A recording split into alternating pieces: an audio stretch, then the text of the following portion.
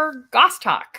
My name is Maren Amdal, and it is my honor and pleasure to serve as Executive Director for the OIGC family of choirs. Welcome to Oakland Interfaith Gospel Choir's GOS Talk. Tonight, I have the pleasure of introducing Terrance Kelly, the one and only, our founding artistic director. Welcome, Terrance. And we are thrilled to be introducing everyone tonight to Nell Martin, Artistic Director for Oakland Youth Choruses, who is joining our family of choirs. We're so thrilled to have you joining our team, Nell, and having Terrance and you together is going to just be beautiful. Talk about making beautiful music. So glad to have you all here tonight. We are here this evening for GOS Talk to talk about Oakland Interfaith and Oakland Youth Chorus and celebrate the last day of Black Music Month. Also shout out to Pride and all kind of other fun activities this month. We have been coming to the end. Today is also the last day of our fiscal year. And we have had an incredible year, including emerging with Oakland Youth Chorus. And today is the last day of our spring campaign. So if you are so called, we would welcome you to contribute, oigc.org/donate, or text June 19th to 707070. And with that, we'll dive right in. We're going to have a fun evening chatting about music in Oakland, about Black music, about Terrance and Nell and how y'all came to be musicians and what we hope for the future. So we'll dive straight in. Nell, let's start with you. How did you get interested in music? That's a loaded question with a lot going on. So I started first as a band person first. There was a diocese, Oakland Diocese had a band at Bishop O'Dowd. Mr. Rossi was the director. And it was like anybody that wanted to come, regardless if you could play an instrument or not. And so my dad went to one of the shops and got me a clarinet. It was like, whatever instrument you want. He just saw a clarinet and he put it in my hand and he was like, here you go. So that started my career in music. And from there, I had my first piano lesson with Miss Susan Wiley. And so that was a year later. So I started with clarinet, then piano, and just did that throughout. And I just enjoyed my time doing all those instruments. By the time I was in high school, I had played the clarinet, the piano, the cello, the violin, all the string instruments you could think of. So it started very kind of young. Most kids start really, really young. So I always say that I'm an old person starting. By the time I was 8, I was starting to play. So I was old. I love it. Terrance, how about you? Oh, well. You might have been a little younger. My house was full of music all the time. My father was the late, great Ed Kelly, jazz musician, and my mother, the late, great Faye Kelly, gospel musician, choir directors, pianists, soloists. My family is Oakland gospel royalty with the Oakland Silvertones. So there was never a time where there wasn't music in the house. So I didn't kind of have a choice. Steeped in it. Absolutely. When did you start playing music out and about? How did you, in school and besides being raised in the Kelly household, how did you come to be studying? I don't play in public yet. Singing, though, is a different matter.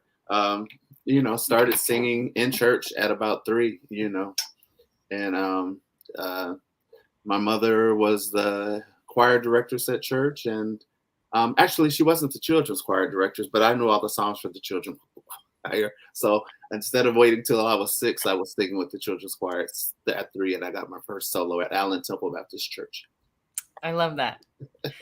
I also was an early choir person. My choir life started at about 3 at church. Also, my mom says I could sing before I could talk. And I sang all the time. And there was a choir, a children's choir also that was starting at age 6. And the choir director at the church said I should join early because she couldn't keep me from singing along anyway. So I was about 4 or 5 when I sang my first solo at the church. What was it?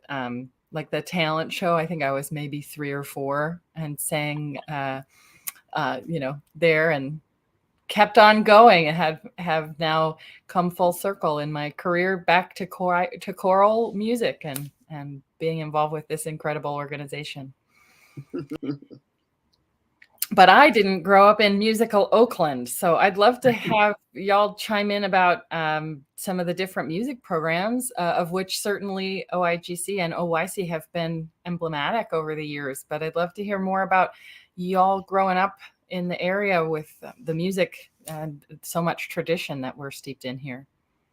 Well, for me, starting out, I was the Catholic girl. So, but I went to a Baptist Catholic church. I would say St. Benedict's Church.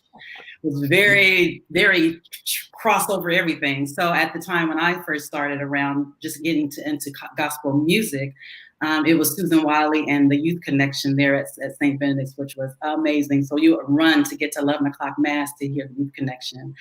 And then from there, she introduced me to and had me audition for the Young Musician Program. And at the time, it was campus at UC Berkeley. The first time I did not get in, I had just started taking lessons. So I was like, I couldn't read a lick of music at all. But I did later on auditioning, and I got in. And I was under the tutelage of Eugene Gash, who was my wonderful piano teacher.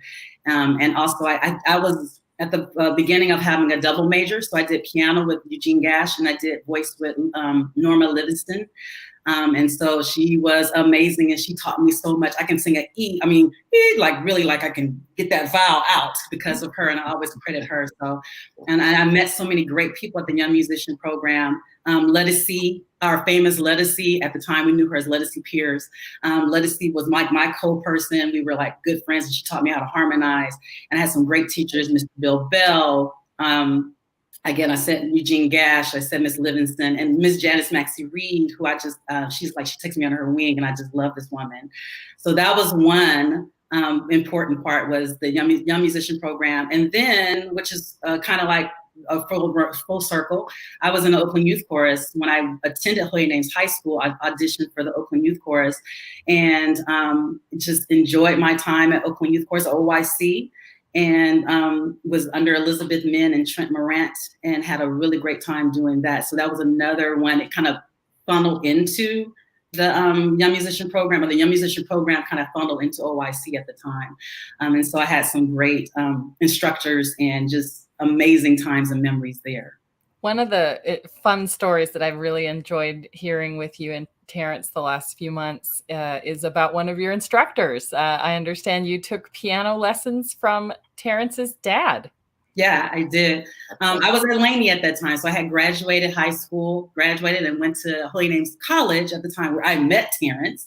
And I was there for a little bit, and I left, and I kind of wanted something a little different. I ended up going to Laney College. And Mr. Kelly was my jazz piano teacher, and I really had a great time. He taught, I know the 12-bar blues. I can still play my 12-bar blues. Between him and Mr. Bell, I'm like, okay. But Mr. Kelly was amazing. And just like Terrance, we were talking the other day, he was very cool. He was like, okay, Nell, this is what you're going to do. And I was like, okay.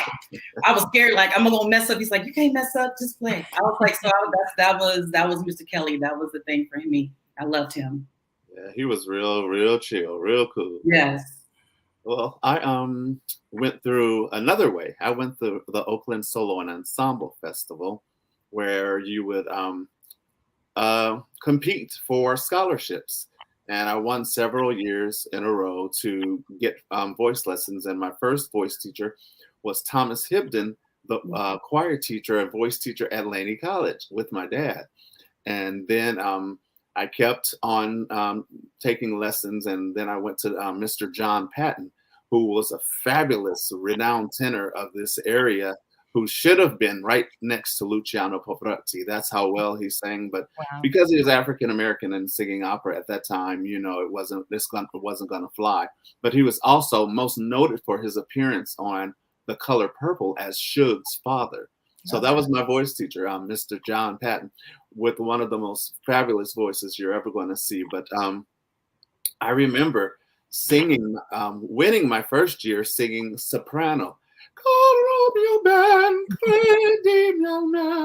And so I went the next year because you had to do either opera or art songs. And I went the next year and my voice had dropped from first soprano to baritone. And I went, "Oh, Marili, mia bella." And the whole judges panel went, huh?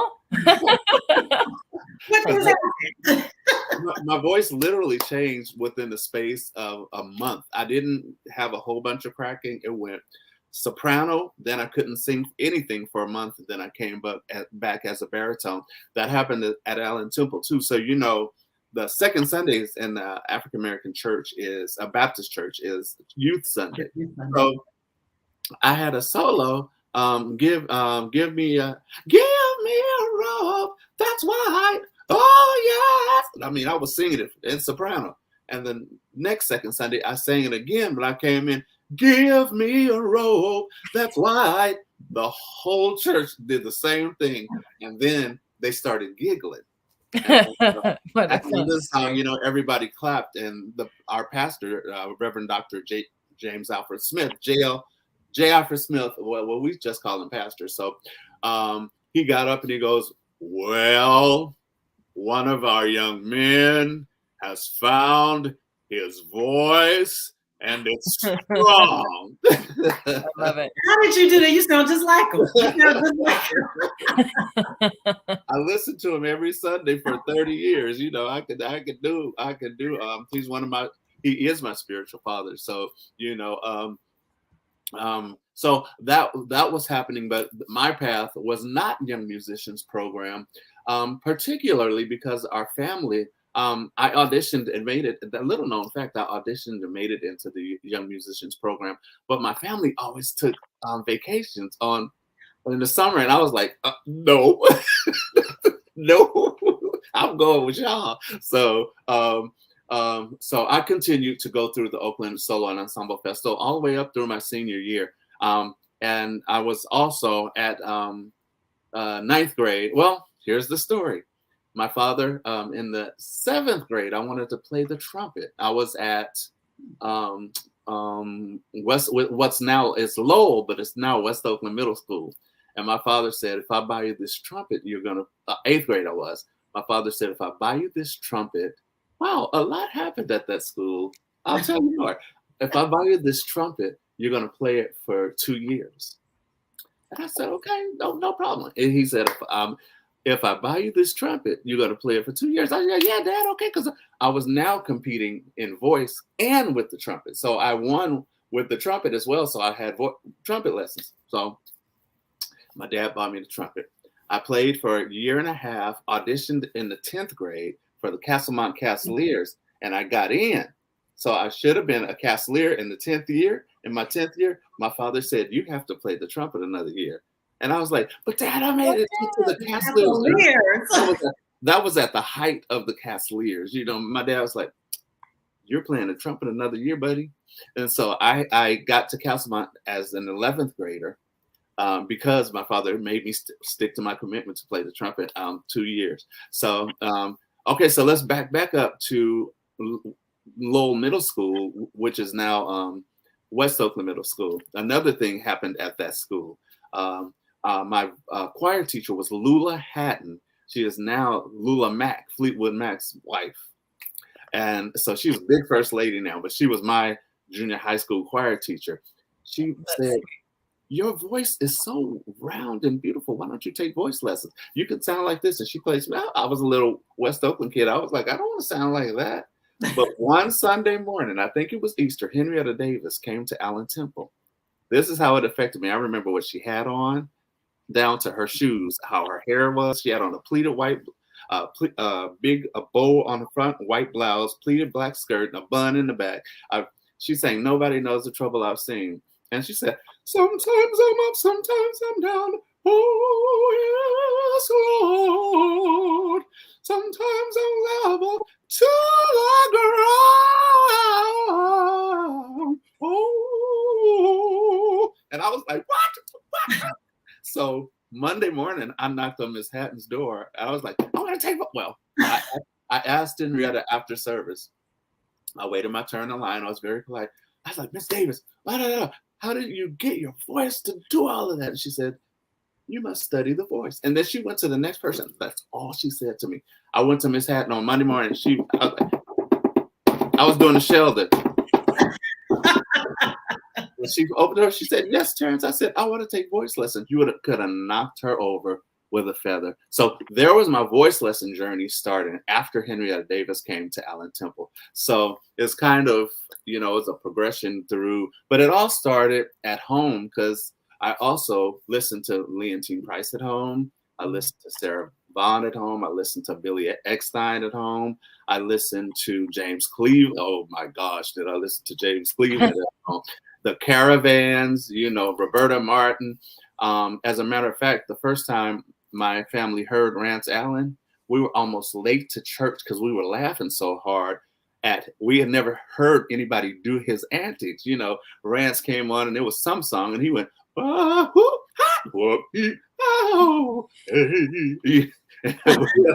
like, what's going on with this guy? So we were laughing so hard, we were almost late to church, listening to Rance Allen. But so a lot of I heard a lot of music at home. I went to a lot of different shows. I was so lucky as a kid and blessed to be able to sit under Pharoah Saunders, Michael White, got to meet Cal Jader, sitting at the pool, talking to him, not realizing all the greatness of these people that I was meeting with my dad. Is he snuck me in the clubs at 14. I'm sitting back there drinking Shirley Temples, thinking I'm doing something. Yeah. So I got to see a lot of music and be a part of a lot of music as my mother drug me every Sunday to some local performance because she was also gospel-led, a joy spreader, and she was the youth choir and inspirational choir directress at Allen Temple. So I was going to do Sunday church didn't stop until 8, 9, 10 o'clock for us, 11 o'clock, 12 o'clock. When you went to those local programs with like the gospel ads and the Sounds of Joy, and the what are they? My uncle and the Silvertones, Oakland Silvertones, and the Lumsey sisters and the McDaniel sisters. Woo, Jesse McDaniel and his group.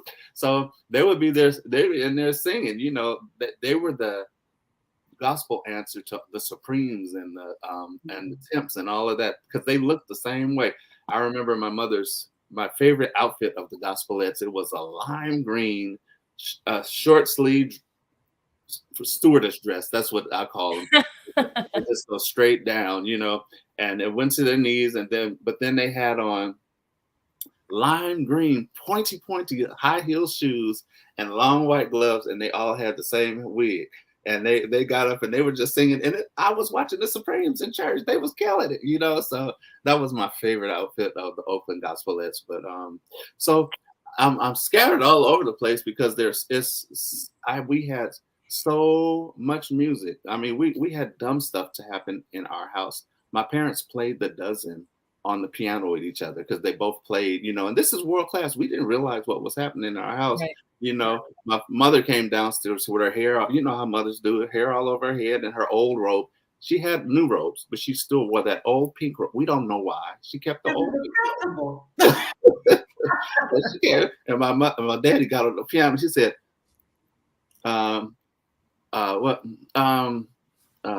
let's see, what is it? Oh, my wife, head sure is a mess. Here come my wife, head sure is a mess. Wish she'd get it together and go put on a dress. And she come over and she move him over and she get on the piano. I wish my husband sure enough leave me alone.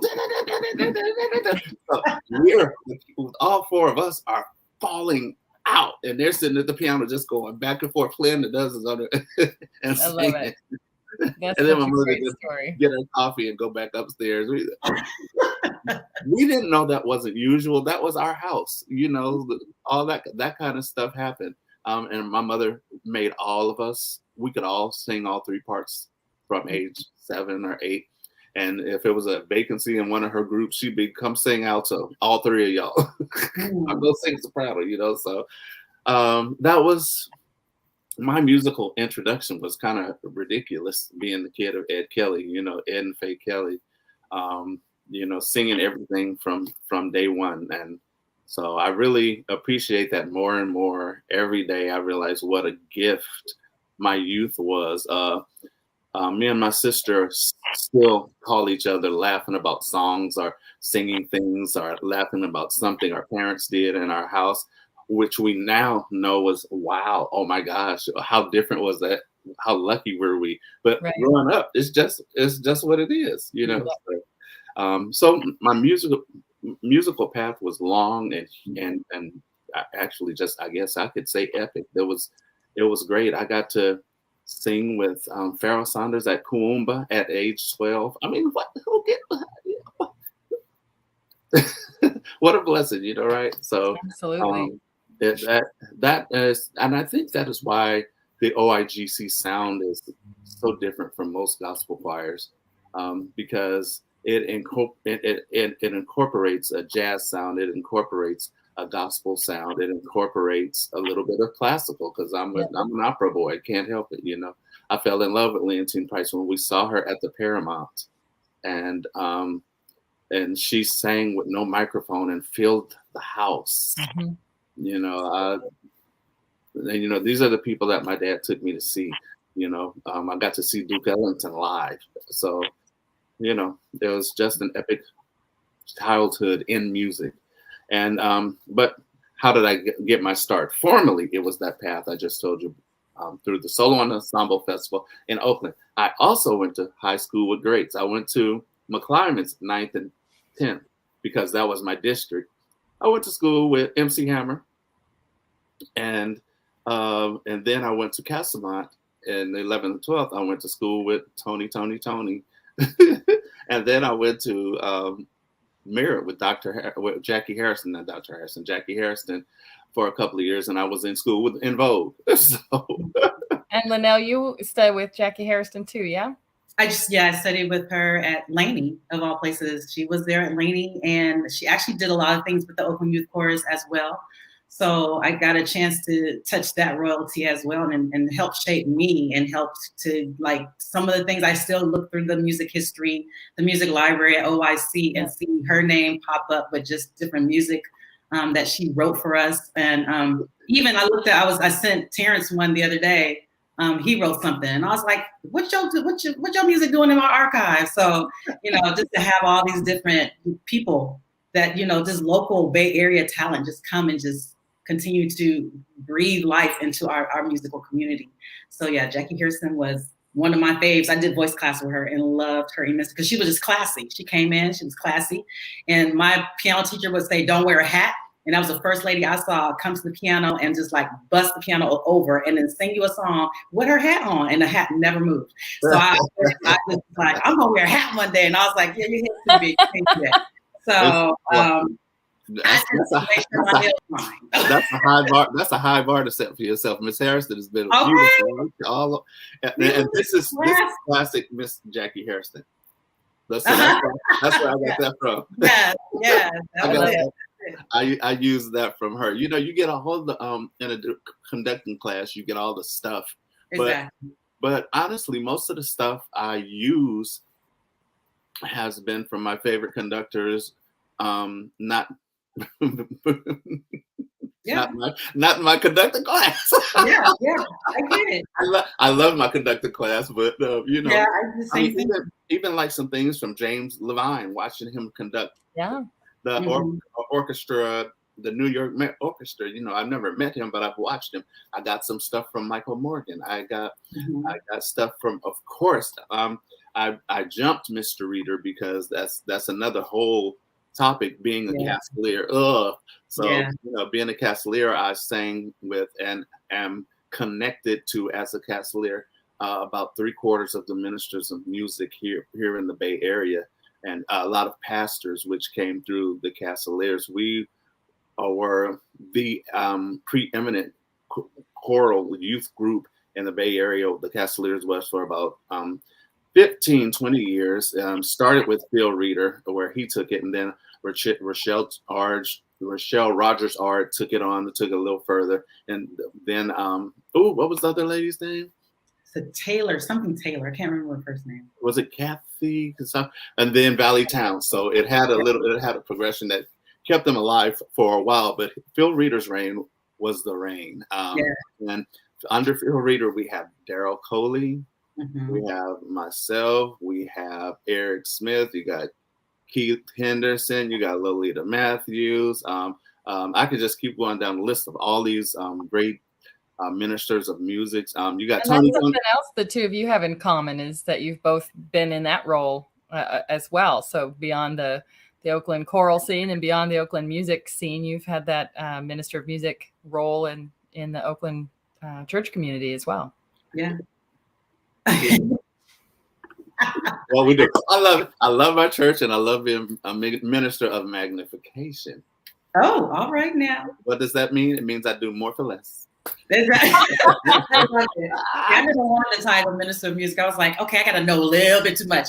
But yeah, I was over at Bethany Baptist Church for about 20 years, and I did the young people's choir, the youth choir, the mass choir, the men's chorus, the women's mission. It was all over the place. So I have a good time just learning the music and giving it to the people and taking it, just like getting it and then giving the director and let them go with it and really enjoy praising the Lord and giving the high praise. And it's nothing like being on a Sunday morning service. It's nothing like it. It's something so infectious. It makes it's a whole nother language that a lot of people can never understand. We try to bring it in there, but they gotta, it's gotta be something that's really in your heart and really in your soul. And that's one of my favorite things was to do Bethany Baptist Church and do that time. I did that, and I had another church, New Growth Baptist Church, where I got my feet wet with it. And I tried to bring that over to St. Benedict's because later on, full circle, I became the musician over there, and we brought over some gospel music to keep that tradition going. But that's one of the things I will never forget is just being that, not necessarily minister of music. I never wanted that title, but just to be able to pass this great music over, and really, especially the young people, to let them understand where it's coming from and really diving into, it's not just to look cute because like Kirk Franklin could get up there and do it, or we could do what Kirk Franklin does. It's like, no, let's get out of what it looks like and what does it mean to you? What is the gospel saying to you? It's really the good news. That what is it telling you? That is so don't try and do what your mama did or what your daddy's doing or passing out. What is it feeling for you? And so that was one of the things I really love. And sometimes I bring that to OIC. I know OIC is choral driven with a lot of world music because we do a lot of world music, not so much the past couple of years because of COVID, but we always do a spiritual, we always do some gospel, we always do because we want to stick to the whole canon. So I learned the things I learned as a Catholic girl, the things I learned in the gospel in the Baptist church was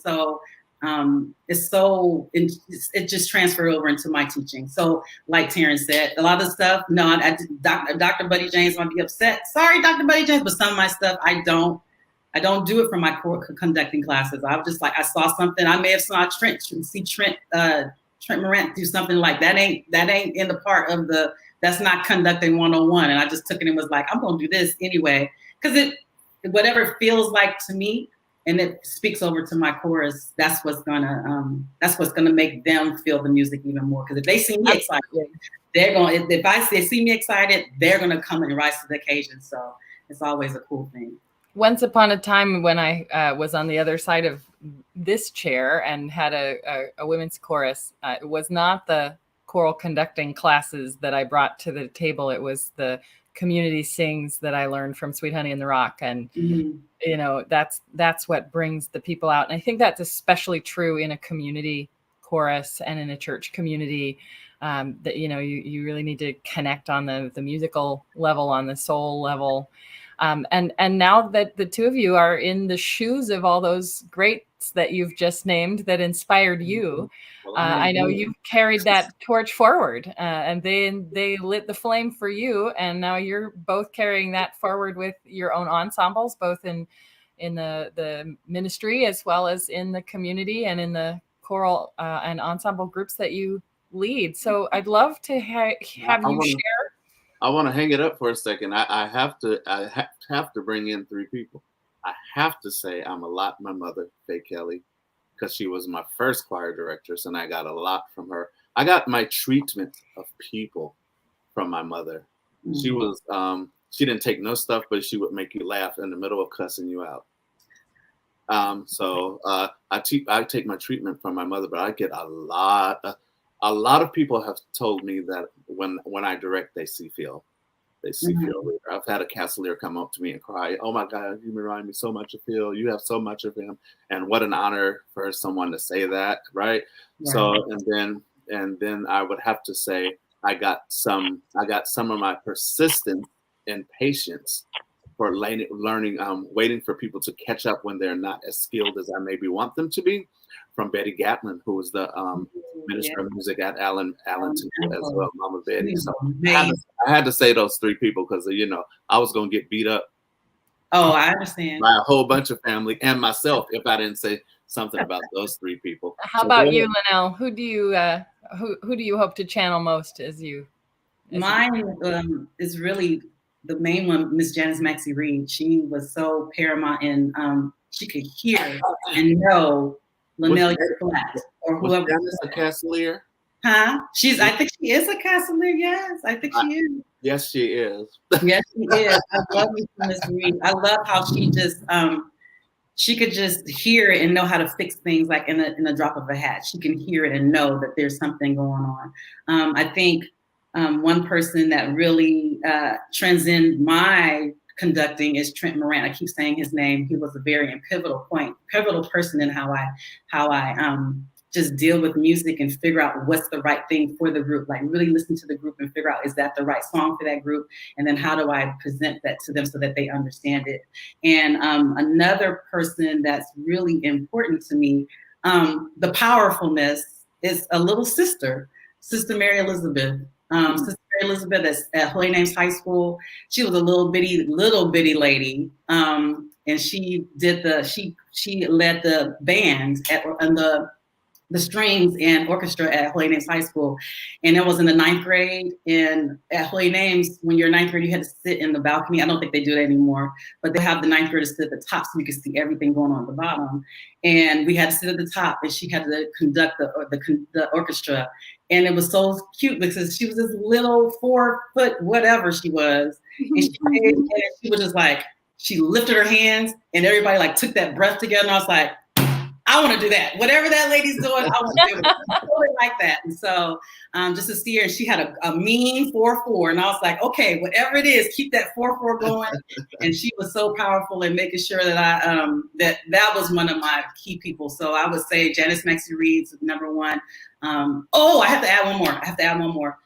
He's not here with us, but Mr. Bill Bell. Mr. Bill Bell was amazing, but just being able to transform, like if it was a spiritual, it was a classical, if it was whatever it was, he knew how to make sure that it would get across to his choir. So Mr. Bill Bell was one of my, it was weird when he came to the OIC office maybe 15 years ago way before he passed. And he asked me some stuff. And I was just like, did Mr. Bell just ask me? I was like, get out of here. So he came in and sat down and crossed his long legs over, and he started talking. And I was like, is this man? I was like, I had to turn around. I was like, I'm being pumped right now. Mr. Bell is not talking to me about anything about music. He don't even know. I don't even know what I'm doing. So I know you got something from Parrish, because if I didn't get anything, yes. I got that slide across the. That slide. Oh my God! Thank you. I did not want to hear about that later. Mr. Parrish Thompson of Gospel I was part of the family, the Thompson family, for a little bit, and I saw this man conduct one time, and when he just like tensed up and was just like that. And then one day I did something like that at the keyboard, and I got up and I was just like, somebody's like, it's Parrish. So yeah, Mr. Parrish, Dr. Parrish Thompson. I got his slide. I got his slide. And somebody told me, you looking like Parrish. I said, It was like, oh, okay, it's about to get bad right now. You better grab one and move, because he gonna come through. Yeah. Those are some, great people to Yeah. have as mentors. It's really special. Well, I want to just reintroduce us. I know we've had some folks joining in the last little while, so welcome to those who are joining midstream here. We are with OIGC Artistic Directors, our founding our AD, Terrance Kelly, and OIC AD, Nell Martin, and my name is Maren Amdal, and I'm Executive Director.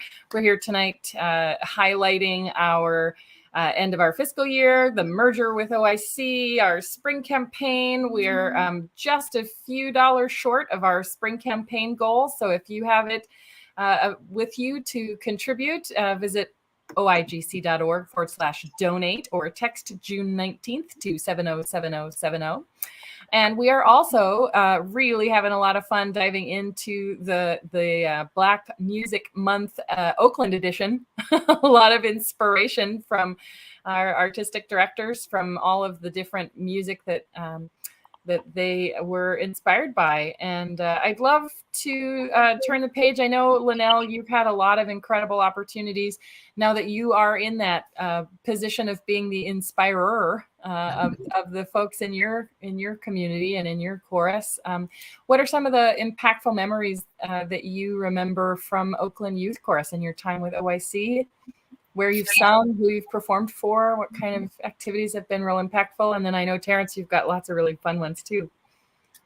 Well, for us, when I was in OIC, the cool things were like performing with Bobby McFerrin and performing with Keith Terry, who's an amazing body percussion and everything else. That was one that I always remember being a really focal point for us for our performance. Was one of the projects. We did one with Keith Terry. I never got a chance to go on tour because, like Terrance, I was in YMP and I was a scholarship. And if you left for the summer, you lost your scholarship. And I was like, I ain't losing this scholarship because these are some good teachers. So that was the reason why I could never. And tour was always in June and right before the program started. And so I was like, I got to back out of this one. So I missed. There were 2 tours that I wanted to go to, Jamaica and Japan. I missed both of them because of that. But I remember when everybody did come back from those tours and we had to do our summer concert, it was just like everybody gelled. So that was one thing for me that I brought over. I love when we have our tours for the kids, when we took the kids to New Orleans, when we took the kids to Vegas, and even Atlanta, just having the opportunity to get out and to see, because some of our kids never get a chance to get out. They are right here, they stay here. And so to give them that opportunity, and some people, they're like, oh, they're just going on tour, but it's an experience. And it's something that's cool that they can go to and enjoy as a group.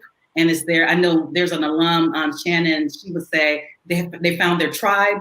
Now they found their tribe and now they're moving forward with their tribe. So anytime that we get a chance to get the kids out. And so a really cool memory for me was taking them to New Orleans.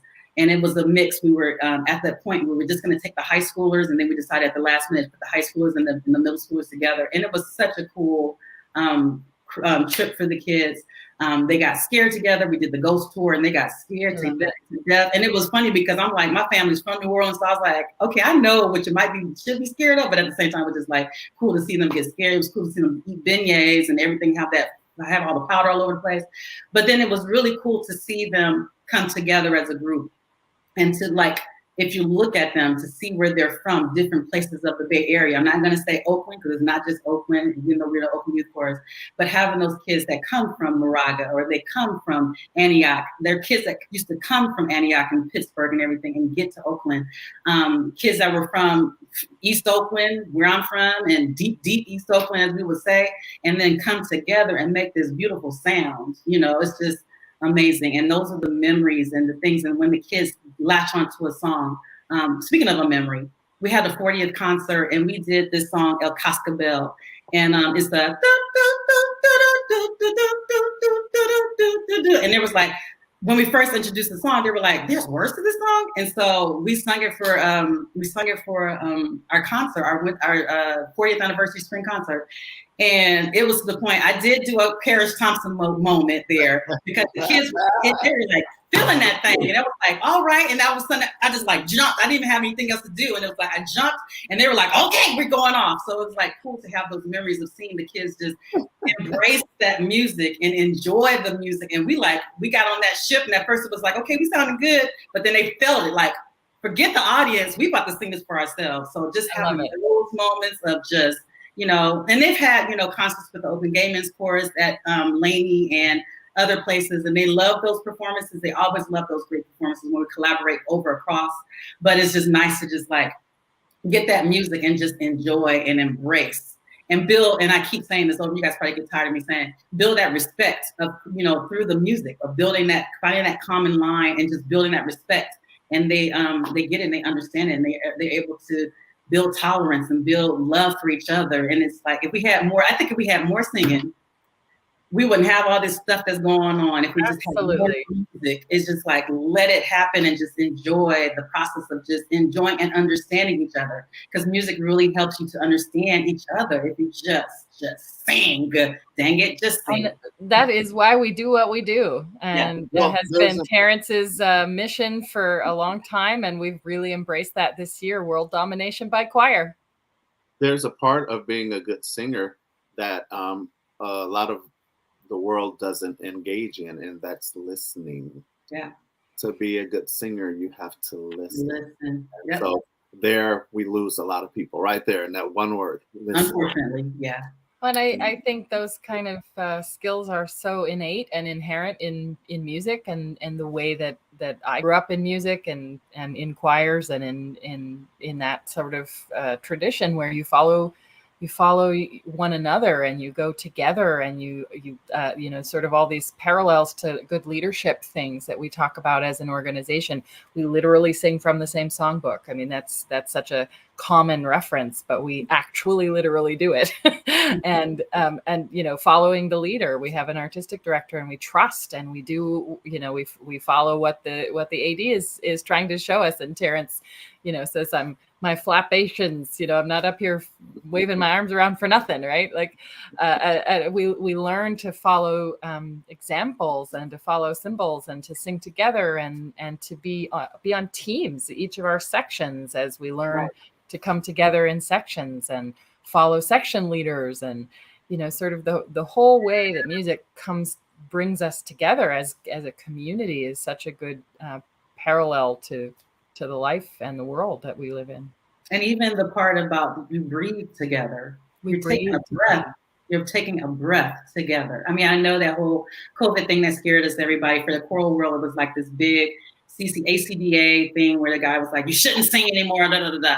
But that breath coming back to just breathing together where, I mean, there's studies where the choir's heartbeat is together.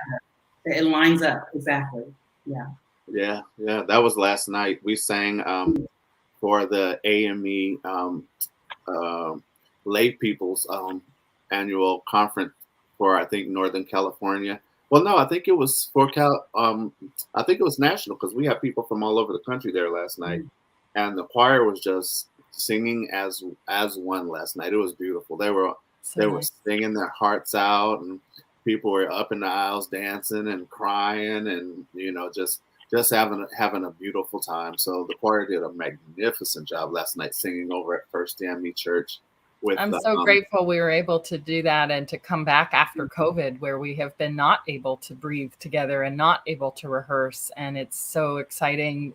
Terrance, I know you've talked a lot about this in the last few weeks, that the choir's really gelling again. It's coming back to being, we're rebuilding that, but so many organizations didn't make it. And how fortunate are we that we can be here and to come back together and be strong and to embrace our, sister arts organizations and bring in all kind of other music. Yeah. It's so what are some of those inspirational pieces? Like last night was that energy back again. What are some of the highlight memories that you have of the last 30 some odd years of Oakland Interfaith? Oh man, there's so many great memories. Singing for Nelson Mandela at the Coliseum We sang "I Come a Mighty Long Way," and that's like it's a song my Uncle Marvin wrote for the Oakland Silvertone. So it's a quartet song. I come to Jesus as I was, and I was weary, worn and sad. So we're singing that, and the loop is, I come a mighty long way, do you? I come a mighty long way. So we finished the song, right? This is like 80,000 people at the outside Coliseum. We start to walk off the stage, and the whole arena starts going, do you? And I mean, you know, it was because of the different time. It's huge, right? The different times start being off, but you could hear, do you? Do you? Do it was so cool to be walking off stage having 80,000 people going, do you? So that's one of my favorites. That was absolutely great memory. That was amazing. Mm-hmm. I love that. I got a bunch of them, you know, so we could stay here for a whole long time talking about that. One was actually complete silliness. The commercial that we did a commercial for Channel 7. That's what I got the Emmy for, arranging the music on that commercial. We were outside in Preservation Park, and Preservation Park was new and they hadn't completed it. They were finishing the fountain. So they wanted to shoot it there, and it was kind of cold outside and the ground was dry. So they wet the ground so it would glisten. And then, so we're walking across this wet ground, wet pavement, and it's cold outside and it's cool and chilly and wet like California is, you know, in the first of the evening. Northern California anyway. And the whole choir got sick as dogs because our feet got wet and we were so. But the cool part was we had engagement of choir nerds on two sides. One side was singing theme songs for movies, and the other side was singing theme songs for TV. So this side would all start singing, I'm on our love to the side. All right, then you get through, somebody knew every word for George of the Jungle on the other side. I mean, it was hilarious just going. It was such a moment, and it was just a beautiful night of hard work. And you know, like I said, we have a rule now when we're singing outside, no leather bottom shoes. Mm-hmm. Every person that evening got sick that had on leather bottom shoes, and we have a dress code. You know, you have to have on black shoes, but I'll let them wear tennis shoes or other stuff because everybody had, including me, that had on leather bottom shoes got sick that night because of the wet ground. But it was great, and the commercial ran for 3 years. They kept running it. It was a fun thing, but that's another great memory. What about you, Linnell? Well, you said the tour. You were sharing the other day, Linnell, about your 40th anniversary concert. Tell us a little bit about that experience. Well, I enjoyed the 40th because that's the opportunity for the alums to come back. And so we have our alums, we have a big alum choir come back, and we bring back some of the songs that were sung in the past. We're almost 50, so we're coming up in a couple of years for our 50th. So there's alums on there, get ready. But that's the time when we see the longevity of the legacy. And it's really kind of cool to see how many alums have their kids or bring their kids to be a part of the Oakland Youth Chorus. So it was really cool to have on stage. Like I remember Dave Flores with his son and daughter, you know, they both were on stage at the same time for this particular concert. So that's the key thing that I love, and I will never forget. I love when we have the alums to come back and be a part of it, and hope that we can get more engagement with our alums, and because they're our past, but they set up the foundation for what we do now. So I really, and I'm an alum too, so of course I have a little wink, a little bit more the thing for alums being a part of OIC. So the 40th is all, any time we have one of those every 5-year concerts, and sometimes I sneak and have the alums come in just because we may need a little bit more padding. And so it's just nice to have them there. Another one we had our parents. We had a Mother's Day concert. Well, not a Mother's Day. We have a Mother's Day choir, and we actually changed it and got to the point where just any person that wanted to be in there. And that was a cool one because just to have some of these moms or aunts or cousins or nieces or whomever that wanted to be in the chorus, and they hadn't sung since they were in high school. So it was kind of cool to have them up there, trying to figure out what to know. And some surprised themselves and were able to remember when they were in high school or middle school and they sung. So those kind of opportunities to build more community is so important. And those are the times when you can see like the pride that they have for the OIC. Is like that's the one thing I always love about our alums and our just community is just that we just have this pride, a pride in the music and a pride in the legacy that, kind of is that. I think it's so clearly the same for both of our organizations. And I think that's why this has been, it was such a logical coming together, because we both value that, we have those same values about our community. And I know that that's something we want to do better as an institution, as an organization, to really, OIGC's 37th season coming up tomorrow, starting our year.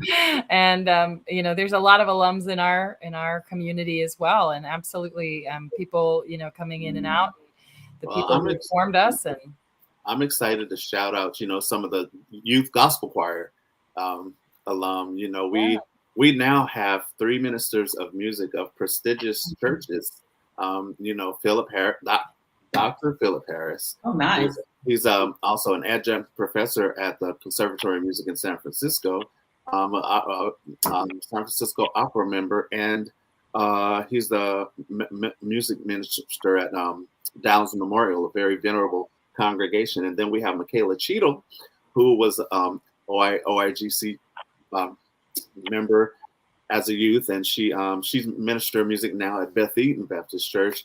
And then we have Kevin Jennings, who is a minister of music, our choir director minister at True Vine Baptist Church. So, and then we have Anthony Washington, who was a Oakland and Faith Youth Choir member and a youth chorus member. And he was youth chorus member too. Yeah. Okay. And he I didn't know he was double choir. Yeah, he was double choir. He was double choir. Yeah, we've been learning that a lot lately. We keep talking about names, and he was in my choir. Yeah. We have several alum even in our I remember him. We finished the rehearsal, and he was like, "Take me to my dad's house." And I was like, "Okay." He's like, "I'm taking you to Terrance." He's like, "I'm gonna go to Terrance." I was like, "Okay. I got to get you home. I need you there." Yeah. Well, he now has one of the most popular gospel groups in the Bay Area, which is Anthony Washington and Levitical Movement. So they've sung for our youth before, and the youth said he was in the youth choir. So it's great to watch that happen. And when they hear Michaela sing, they're amazed. So, and Philip, all of them, they're so amazing. I'm so proud of what our youth are doing. Well, they're young. They're still young people to me. So we have one of the a cappella leads at Skidmore University is an OIGC. I can't get the acronyms right now. OIGC a member, and now we have also one of the a cappella singers at Stevens Institute is Tristan, who just left, and we have Grace Smith, who is in the Fisk Choir. She's about to audition for the Fisk Jubilee Singers. So we're about to have our first Fisk Jubilee singer. All right. So she was in OIC for a short time too. She was. Yes. I had a class up at Skyline, the 7 a.m. class. However, she would get there 7:30, but 7 a.m. class. And she was in there. Yep. So another by choir member. Yeah. She went through OIGC from age 12. She joined, and because her sister Victoria was in first before her. So and Victoria just graduated from Cookman Bethune. And I did a vocal performance, and her performance was beautiful. I got to see it online. So I don't know how I heard anything over myself.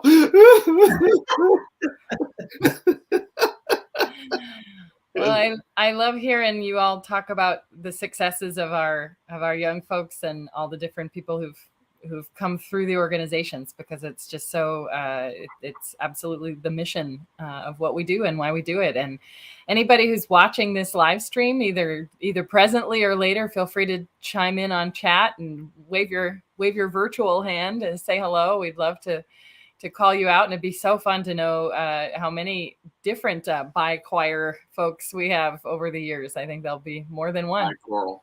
I'd also like to say, if you have young people ages 12 to 17, there are several groups they can be in across the spectrum of OIGC, which includes OIYC.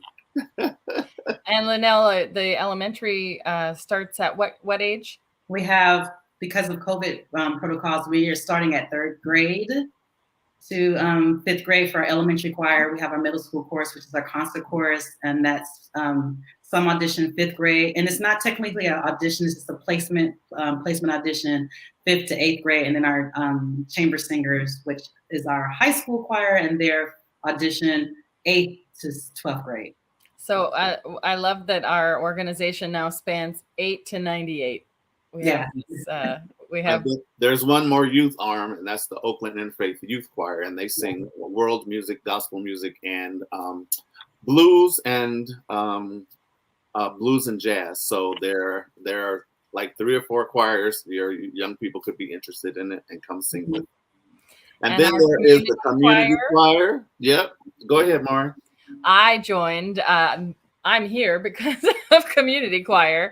I first met Terrance, a friend of mine, a friend of a friend sings in the choir, and we've now become friends. And I came along to a workshop down at Half Moon Bay. So maybe you will sometime see a promo for a workshop, and you'll come along and have the same experience I did. It was so much fun to spend that day learning music and getting involved with the community. And Terrance and I were talking after the workshop performance, and I had a solo at that workshop gig, and he said, "Well, are you interested in joining the choir?" I said, "Sure." And he said, "Well, it's a pretty big commitment. We meet every Monday." And we perform a whole lot during the year, but we have this new thing called the community choir. We just started. Maybe that's a better fit. We're going to have that once a month, the 3rd Saturday of the month, and we'll only perform 4 or 5 times. And at the time, I was working at a full-time role with another organization in association management, and I said, absolutely, I cannot commit to every Monday, but I can do once a month. Anybody can do once a month. And that's what I love about the community choir. It's a non-auditioned, come all.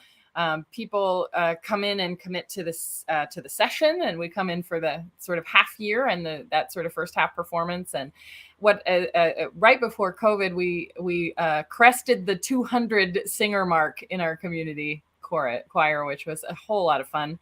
And I think that's really one of the beautiful things. I get to sing next to people who are of all ages and all faiths and all colors and all everything. It's just such a beautiful presentation of our community. So it looks like we've lost Terrance's camera. I'm hoping he's able to come back in with us soon. But while we're at this pause moment, I'll say if you have a question, feel free to drop it into chat. We're so glad to have so many of you joining us online tonight for GOS Talk, our first ever gospel chat. We're going to try to do this some more, have some more interviews, and get people and have our artistic directors talk and all the different kind of activities that we have available. This community is diverse and incredibly well connected, and we can't wait to start having some of these conversations with our folks. So we're at this point about an hour in. We'll give it another maybe 20 minutes or so, because I have one more thing I want to let these two go on about. But before we do that, if you are able to help us get over our fundraising goal on today, our last day of Black Music Month and our fiscal year end, we would welcome your contributions. We are less than $1,000 from our spring fundraising goal. So if you can help us get past the finish line, we would be ever so grateful. Visit oigc.org/donate or text June 19th to 707070. And with that, the two of you have a lot in common musically, and some of that is music itself, some of the songs. I love, Linnell, that you were teasing Terrance that you found his name in the OIC Music Archives recently. I love that. And I'd love to have the two of you talk about some of your favorite songs. I'm sure different groups that y'all have been a part of have done the same stuff. Tell us some of the tunes you enjoy. Oh boy. That's a lot. You go first, Terrance. I'll think. I know one that I really love that's a big favorite is Give Me a Clean Heart. Mm. Yep, that's a favorite of mine as a church song and as a choir song. So, and as a soloist song from the choral arrangement. So it's a pretty awesome Margaret DeRoe song. Yes, Clean Hearts.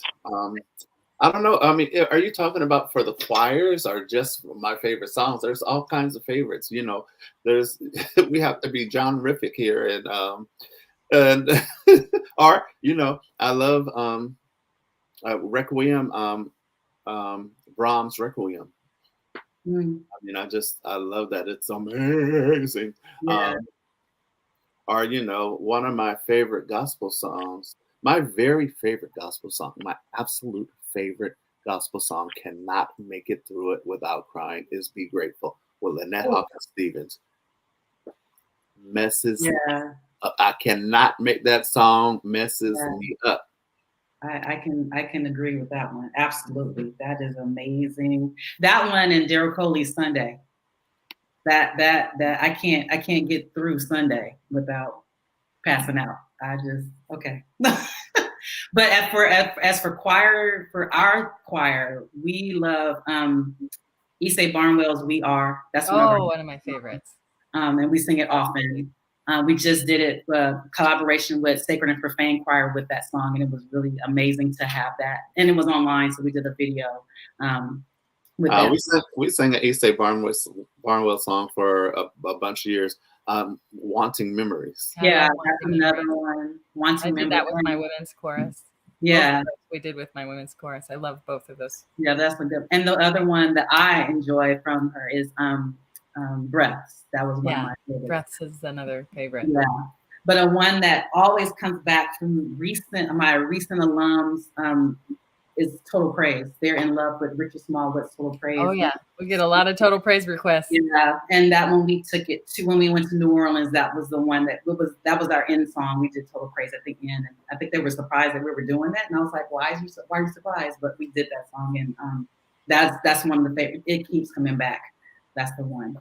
Well, with the youth choir, I think I have a couple of favorites. That would have been A Train. Mm. When we sing A Train, it's an a cappella arrangement of it, and they slay it, and they're proud of themselves when they get through singing it. And then for them as well, I would say New Direction by New Direction. Yeah. When they go, you know, there are aerobics to that one. That's aerobic. That, you know, we always get we get people just get really excited about that because it's you know, that section work really gets people fired up. And of course, for the gospel choir, Lord, How Come Me Here, which is that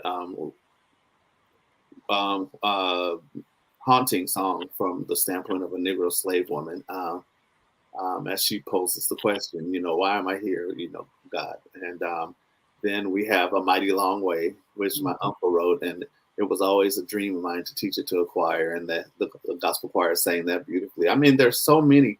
The arrangement for the gospel choir of All Good Things, when Claire Huxtable sang at Hillman, All Good Things. I swore to a few close friends and the Lord that Oakland Interfaith was going to sing that song that someday. So I made an arrangement for choir with the Oakland Interfaith. The youth choir should do that.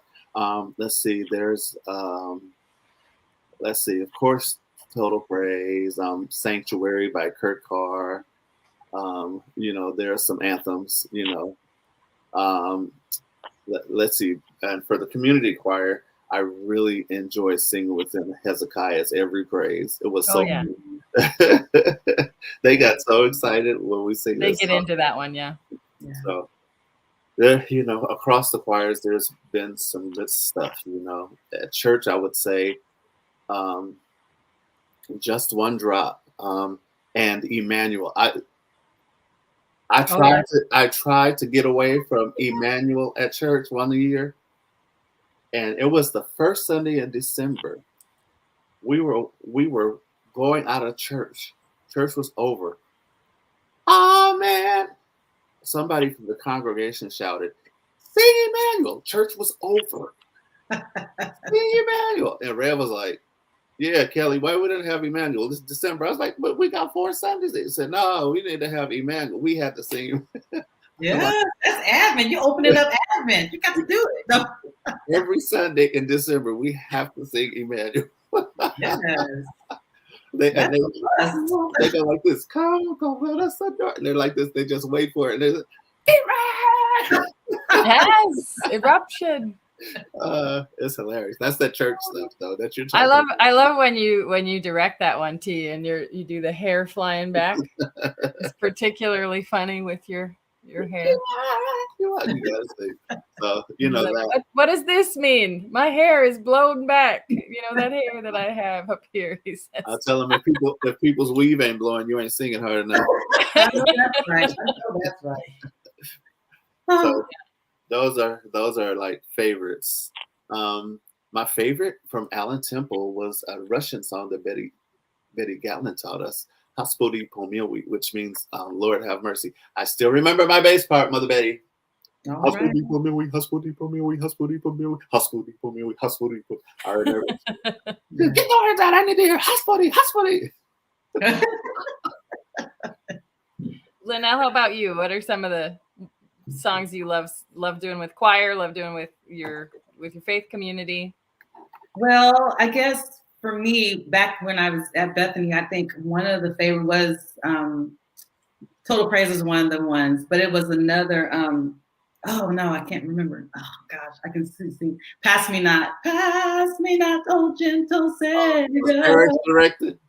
I can see Perry, but his sister directed. Vicky? So Vicky gets down. Uh-huh. Oh yeah, Vicky. Vicky's tough. I have to watch Vicky because I'm like, okay, so I'm like, watch her and play the piano at the same time. Right. I like the way Vicky shoot from the hip. She go like this. Yeah, my she does a big thing. That one, and it was a. My godmother. My godmother goes to Bethany, right? We talked about it when Catherine Hamilton. Oh yeah. Yes. So I grew up in Bethany too. Plus, Auntie Joyce, one of my mother's best friends, and my auntie Joyce Beasley. Oh, Beasley. She went to Bethany as well. So I grew up. Yeah. Bethany as well. So Bethany is that's the mainstay. That's the mainstay in the community. So there's so many songs that Bethany would do that I didn't do, but one that we did. Oh gosh. The Lord is my shepherd. The Lord is my shepherd. That one. I can't hear it. Lord is my shepherd. That one. No. It was I want to say it was. I can't say the name of who it was, but I can't hear it. But I can see me playing it, and I was getting down. I can say that I was getting down, but I can't see it right now. But my youth choir would do all kind of things, and I think we almost got put out the church one time because we were getting down in the church, and it's a few times I had to just walk off the piano because I'm like I can't no more because y'all took me there. There was so many songs that they did that I can't. I'm like. Whatever we did, I think people would run the second Sunday because it was like, oh, the youth heard about this thing. So I really enjoyed. I enjoyed all the choirs, but for some reason that youth choir, that's where I was kind of brought in was the youth choir, and we would do Kirk Franklin things, and we would do. I think the one that got us, I love you, Jesus, more than anything. That was one that would just take them down. That was a big one that they loved and I loved, and we all would just go in on that one. So it's so many. I'm about to tell my age here. Uh-oh. We started singing at Allen Temple's youth choir, Going Up Yonder, when it was first out in the youth choir. Okay. Don't tell. So we used to sing Going Up Yonder as young people, and we wrecked Allen Temple. I mean, church was over. No, The first time we sang it, nobody even preached. The church was just over. Yeah, I love those. Renee Gard, my sister's best friend, sang it, and we got that. I can take the pain, yeah. And the church was over, Yeah. Yeah.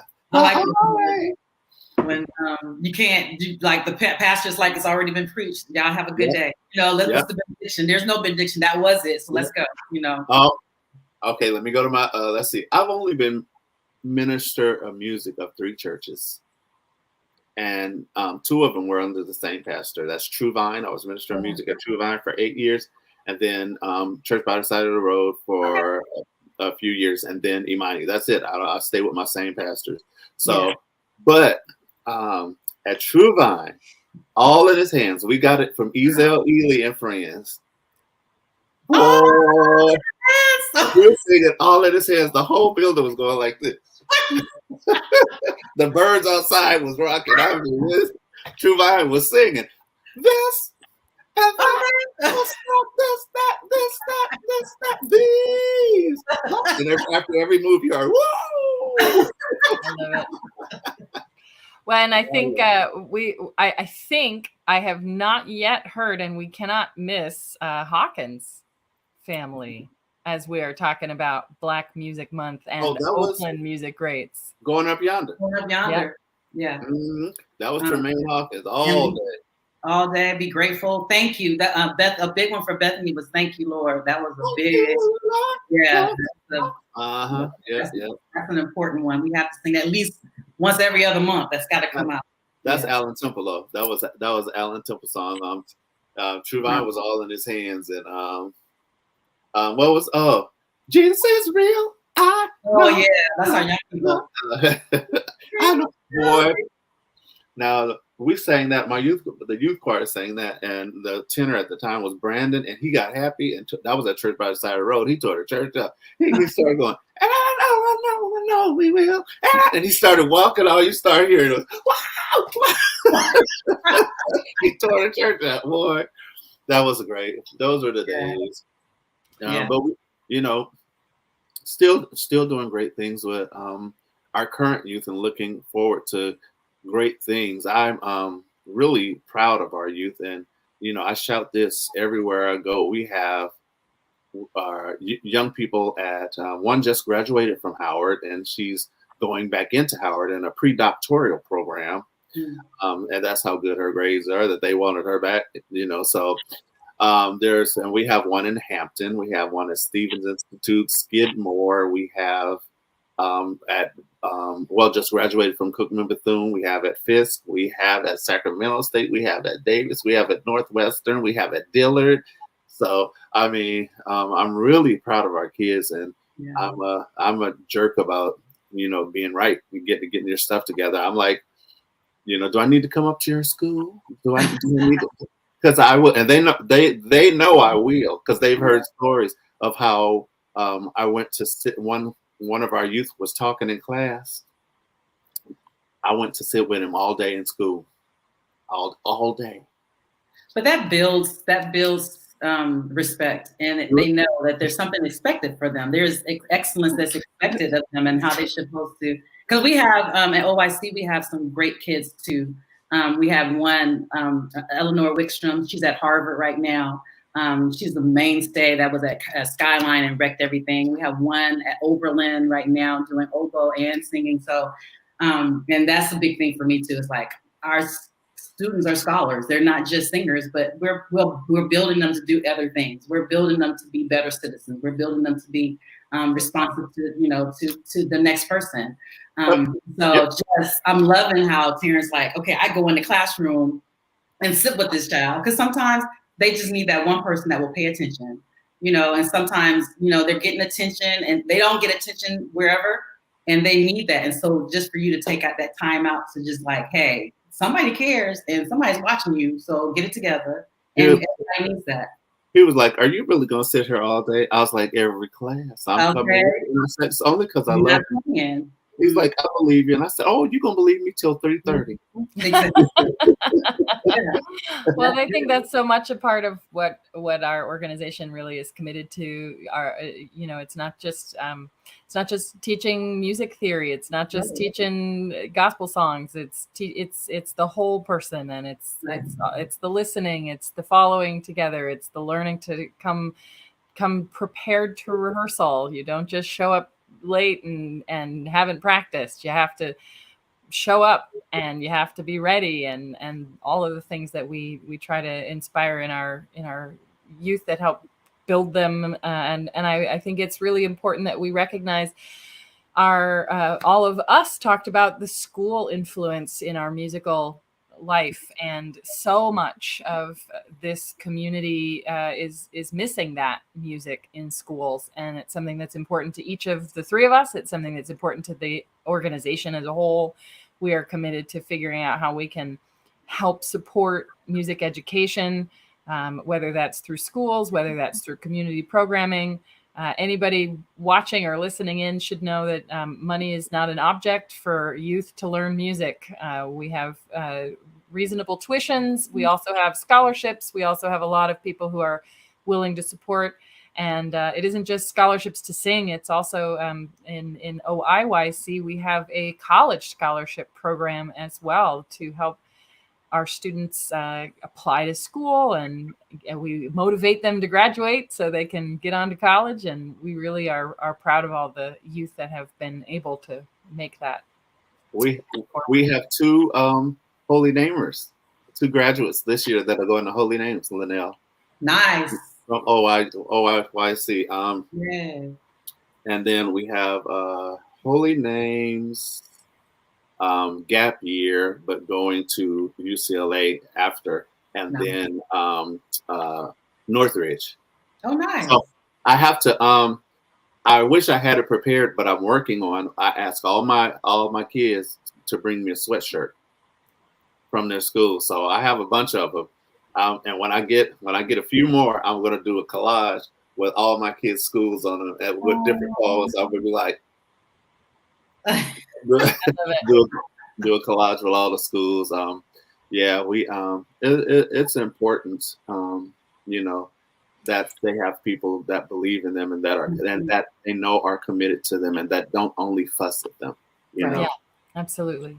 Mm-hmm. Well, as we are coming down to the last 10 minutes, I know that both of you have put some good time into planning for the year ahead. So as we look forward at season 37 for us and for OIGC, and season 40, what? 48. I want to say 48 for OIC.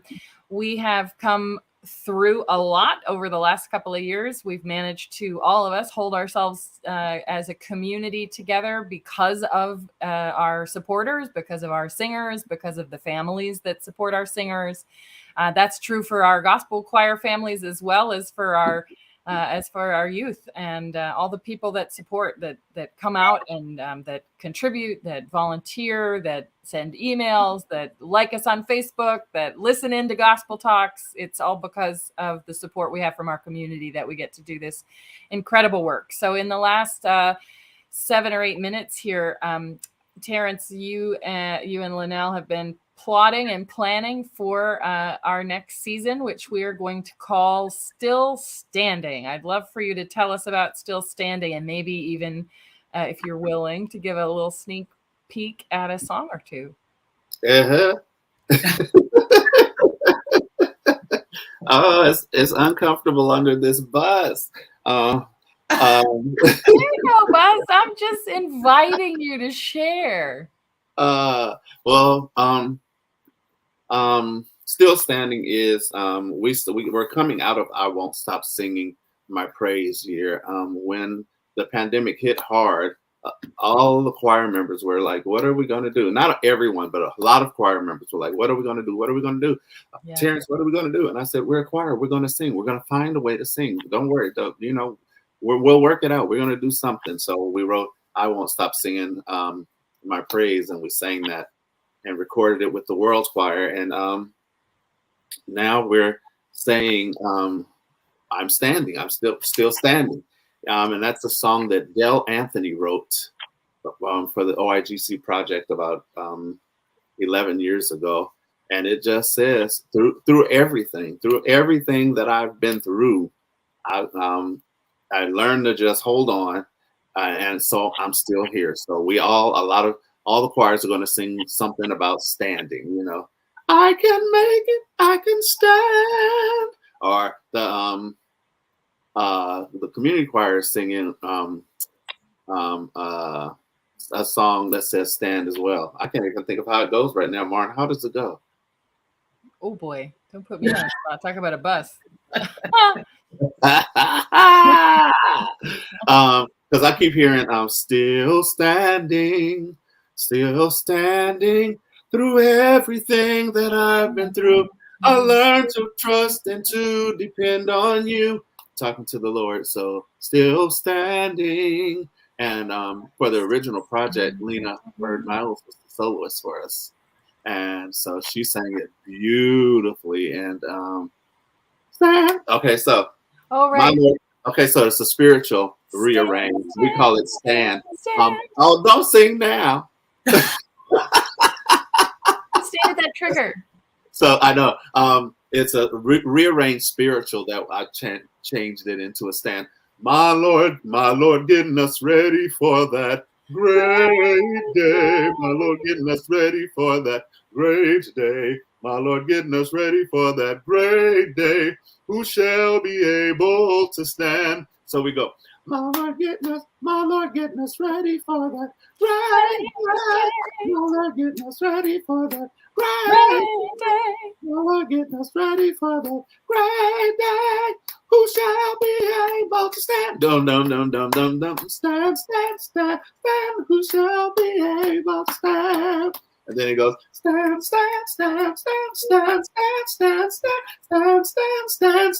So it keeps going up. Who shall be able to stand? So that's the community choir's stand song. And working on the youth choir's stand song right now. So we're still standing, and it's not saying anything for anybody that didn't come through COVID. We're grateful that we are still here, and we pay honor and give all love to those who have lost loved ones and family members and friends to COVID. We lost a community choir member to COVID. She caught COVID and got better, we thought, and then nobody heard from her, and we did a check, and she had passed away from complications from COVID down in San Diego. Her name was Julie, and we miss her and we love her. So we understand the loss of COVID, and we don't want to be braggadocious, but we also want to say thank you that we are still here. We are still standing. And as an organization, we have come through COVID. We want to say thank you to the universe for allowing us to stand. Our community holding us up. So we're still standing. We're still standing, and we're still singing. We're still shouting. And in December, we'll be scooping. All right. Linnell, you've been chiming in on that stand theme also. Yeah, we're we didn't know that the theme was stand until after the kids requested the song "I'm Still Standing," the Elton John piece. So we did ours, but I'm gonna rework some things and try and find some other things that we can speak to this theme throughout the year. So I can't say specifically what we're singing. Like Terrance is already he already got his titles and already got the arrangements. But there's going to be some standing involved in ours as well. So we're going to figure it out. It's going to be great. I love this opportunity to collaborate with both of you. And I think everybody watching today gets to see how much fun we all have. I feel like this is, one of the best parts of it. Certainly work. We work hard, and we work hard to bring our community together. We work hard to bring the mission to fruition and to support all the people that we touch and we hope to touch. We hope to move hearts and move minds and come together to create that global community that I know we all value so much. That world domination by choir is real, Terrance. And anybody watching today can see what an honor and a privilege it is to work with this team. And I want to acknowledge our staff. We have an incredible team. The three of us have an absolute honor and privilege to be involved with our community. And that includes our volunteers, our board, our staff, our singers, our band. We all have a lot of incredible musicians that we engage with. And it is just an honor and a privilege to be part of this incredible community. So for those who joined us for the whole hour and a half, thank you so much. This has been a blast. Now you have a little insight into what happens after staff meeting every Wednesday. This is what happens. We start down the road and then we go off, and it's always fun. Absolutely. And it's been just so much fun to discover how much we all share in common, and especially in our values. If you are still watching, please visit our website, oigc.org, to learn more about how you can get involved, whether it's with your youth, whether it's with yourself, however it is that you want to get involved. We welcome and celebrate your interest, and we hope you're able to join us soon.